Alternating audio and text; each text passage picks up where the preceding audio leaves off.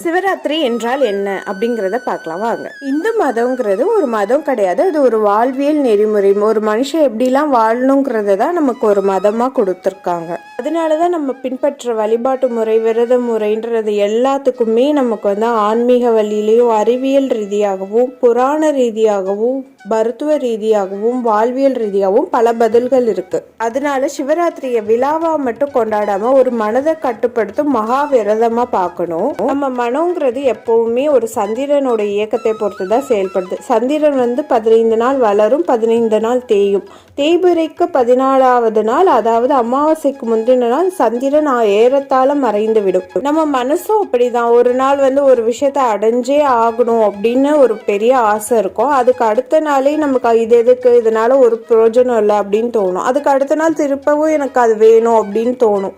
இப்படி நம்ம மனசும் சந்திரனை போல ரொம்பவே